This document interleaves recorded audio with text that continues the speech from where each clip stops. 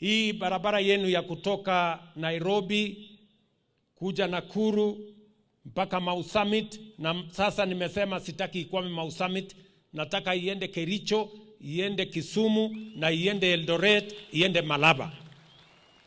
Hiyo barabara ya dualing tunaanzisha mwezi ujao. Na tunaanzisha mwezi ujao kwa sababu tumeweka mpango maalum ambayo inaleta private sector katika ujenzi wa barabara.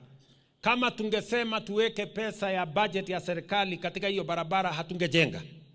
Kwa hivyo we have to think outside the box if we have to build enough roads in the Republic of Kenya. We have to bring investments from the private sector. We have to go to the capital markets to raise resources, and we have to build more resources in our budgets so that we can satisfy the requirements of infrastructure in the Republic of Kenya. Kwa hivyo mimi nataka niwaeleze vijana, niwaeleze wazee, niwaeleze wananchi wa Nakuru ya kwamba ni kweli tunahitaji hizi barabara, na ndio sababu hii barabara hatuwezi kujenga vile tumekuwa tukijenga barabara. Itachukua sisi, Yesu atarudi kabla hatujamaliza hizi barabara.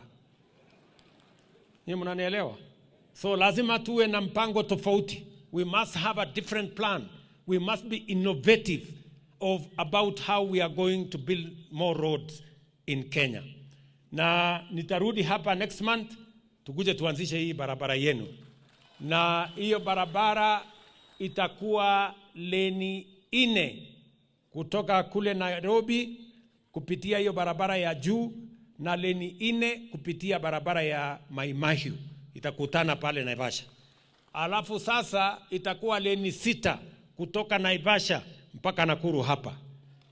Kwa sababu tumeona leni 2 tukiweka hata dual carriage itajaa ndani ya mwaka 5. That's why we are expanding it so that we have a 6-lane road, ili tuhakikisha kwamba wale wanaenda Malaba wafike haraka, wale wanaenda Nakuru, wale wanaenda na Eldoret, wale wanaenda Kericho, wale wanaenda mpaka Uganda, tuweze kukamilisha hayo maneno.